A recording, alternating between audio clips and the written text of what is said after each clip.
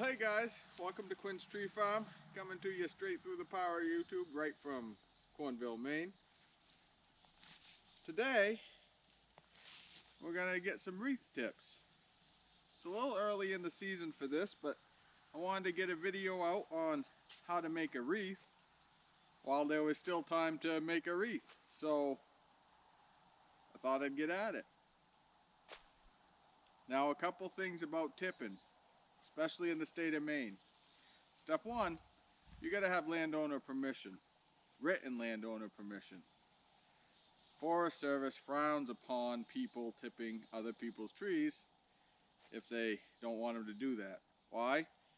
Because you get paid to do these things. You can make a pretty good penny tipping trees in the Christmas season, and they want to make sure that the landowner knows that their property is being used and that they're either okay with that or that they're getting compensated for the material that they're providing. So typically wreath tips and greenery tips are paid for by the pound, and there's a ton of workers that go out into the woods, kind of independent contractor type things, where they pick all the tips, they put them on a stick, and then they bring them in and get them weighed up. So that's step one. You got to have landowner permission. And it's got to be written. If the forest ranger stops you and you don't have that, you got to be in for a bad time. And they do take it very seriously. Step two. All you need is a stick. So this is what we use to put our tips on. Now a stick like this is just a balsam tree trunk that didn't get to be a Christmas tree. So we just cut down a tree that was going to go anyways, strip it all down, and then we have our stick. We leave a couple of little things on the bottom, and we can put our greenery right on them. Step three, we need tips. So how do we get tips? Well, first of all, we have to have a tree. Here's a balsam fir tree down in the wild woods section of the tree field that at some point is probably going to get culled if it isn't going to get sold. So until then, we use it to get greens for wreath. So tipping is really easy. And you can really move if you know what you're doing. All I do is I come back, I come about a couple, 2 feet in. I say it's easy, here I am fighting with it. I just break it off. When the temperature's a little bit colder, it's about 45 right now. If you're down closer to 30 and below freezing, these are gonna snap right off. Just go in and you start getting tips. Now if you look, there's kind of a sweet spot. The sweet spot is in here. Luckily, it's not too high out of the reach. Up top,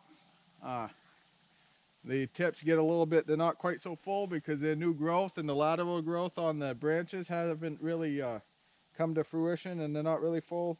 And sometimes people say on the bottom, they're a little bit flatter.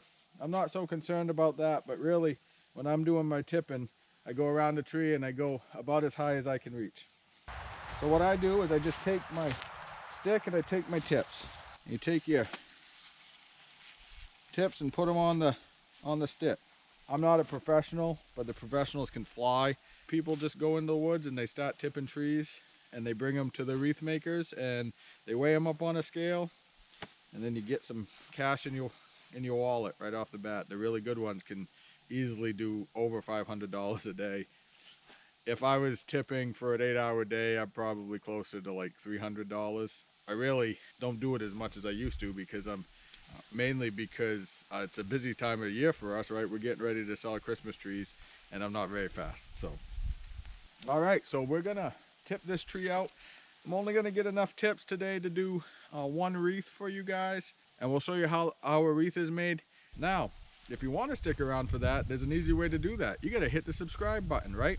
Don't forget to subscribe to the channel. Hit the thumbs up if you like this kind of video. And if you want to know whenever I make a video, hit the notification bell. And as soon as I post a video, you'll know it. All right, let's get this tree onto the stick.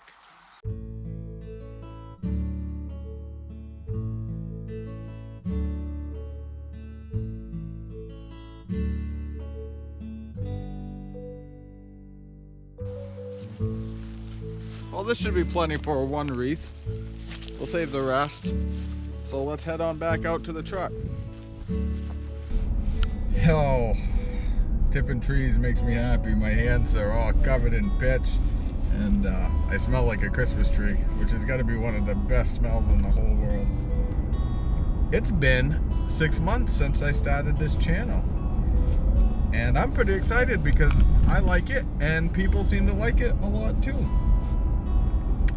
We've done a ton of stuff. We did well, think of all the stuff that we've done. We planted Christmas trees, we got wildlings, we mowed a lot, we sheared them all, went to the seed orchard and learned about the seed orchard and how that works, and now we're in the fall and we're coming up on the selling season and we're gonna be doing that. When it comes to wreath making, I am by far not an expert. It's still fun for me, it's not work. But there are a couple of things that I have found. Now the first thing is you need a couple of tools. You're gonna need to get wreath rings, and I like getting my wreath rings from Kelco, which is a Christmas tree and Christmas wreath supply company down east. Off the top of my head, I can't tell you where it is. I want to say it's in Machias, but I'm not 100% positive, so rest assured you'll have a name of the town where it is down below, and don't worry, I'll put a link in the doobly-doo, so to speak. And we need wire, we need wreath wire, and a pair of needle nose pliers or linesman pliers or dikes or something like that to snip the wire,